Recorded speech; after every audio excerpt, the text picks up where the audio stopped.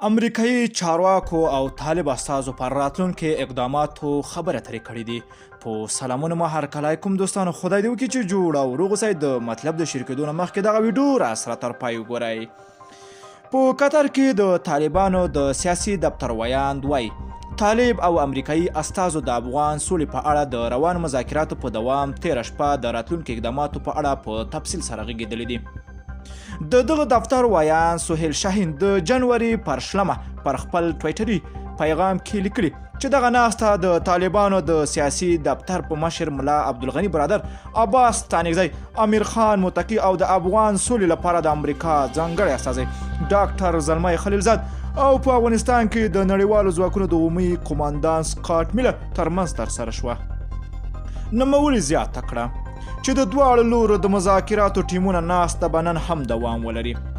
طالبانو تر دې مخکې هم ویلي و چې دواړو لوري ته د موافقې د لاسلیک مراسم اړوند نور مسایلو په اړه هم خبرې اترې کوي. که څه هم امریکایي لوري تر دا مهاله د دغو خبرو په اړه څه نه دي ویلي، خو تر دې مخکې ویل کېدل چې دواړو لوري ته د تاوتریخوالي کمولو او اوربند د ټینګولو او بین الافغاني مذاکراتو ته د زمینې برابرولو په اړه بحثونه کوي. بلخوا تېره اونۍ د طالب سرچینو په حواله ویل شوي دي چې طالبانو له 7 څخه تر 10 ورځو پورې د لنډمهال اوربند طرحه زلمي خلیلزاد ته سپارلې ده. خو طالبانو تر دې مخکې هم ویلي چې د اوربند په اړه کوم تصمیم نه لري، خو زیاته کړې وه چې د تاوتریخوالي کمیدو په اړه خپل کې سلا مشورې کوي. خو افغان حکومت بیا د سولې خبرو ته د رسېدو په هدف کې د اوربند پر ټینګېدو د یو اساسي شرط په توګه ټینګار کوي او وایي د تاوتریخوالي کمیدو طرحه عملي جانبه نه لري. د افغان ولسمشر دوهم مرستیال سرور دانش ویلي د تاوتریخوالي کمیدو طرحه له سولې تېښته او د خلکو او نړیوالو ټولنې ته دوکه ورکول دي.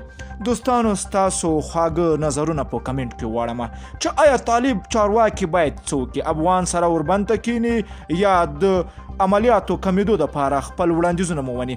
دوستانو، ویډیو که څومره شیر کولی سئ شیر کړئ. که چیرته غواړئ له تازه او دقیقو خبرونه خبر سئ نو د لمر پریس یوټیوب چینل حتما سره سبسکرایب کړئ. نور مو په پاک رب سپارم. الله مل شاخ وخت درته غواړم.